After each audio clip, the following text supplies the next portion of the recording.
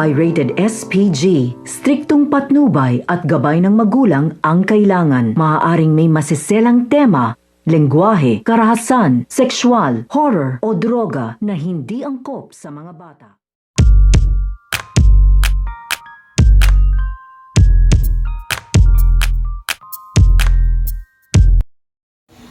Ang pagdating nito nga ni Mara upang tulungan nga dito ito nga si Cardo Dalisay. Dahil ito nga si Mara ay nakaligtas nga ito dito nga sa pagdispatch nga sa kanya nito nga ni Lita, dito nga ni Armando at sa kanyang pagbabalik dito nga sa bahay nga nila ay madirinig nga na dito na pinag-uusapan nga ng kanilang mga tauhan ang tungkol nga sa pagsugod nga nito nga doon ni Cardo Dalisay at ang Talpos Aguila dito nga daw sa kanilang bagong misyon sa pakikipagkita dito nga daw kay Lily, kay Renato at dito nga daw kay Arturo. Kaya nga ito nga si Mara ay nag-aalala nga ito dito nga kay Cardo Dalisay at sa Talpos Aguila dahil konti nga lang daw sila dito dahil nadidig pa nga na dito na hindi nga daw sumama dito ang kanilang grupo at ito nga daw si Lolita at ito nga daw si Armando. Kaya ito nga si Mara ay kumuha nga lang ito ng kanyang magagamit na mga armas at sumugod na nga rin ito dito nga sa paliparan kung saan nga nakikipagkita at nakikipag-usap ito nga si Cardo Dalisay, Renato, Arturo at dito nga kay Lily ay mga dito ang dating nito nga ni Mara dahil napaiikutan na nga dito ito nga si Cardo ng kanilang mga kalaban at dihado na nga dito ito nga si Cardo at hindi pa nga nila dito alam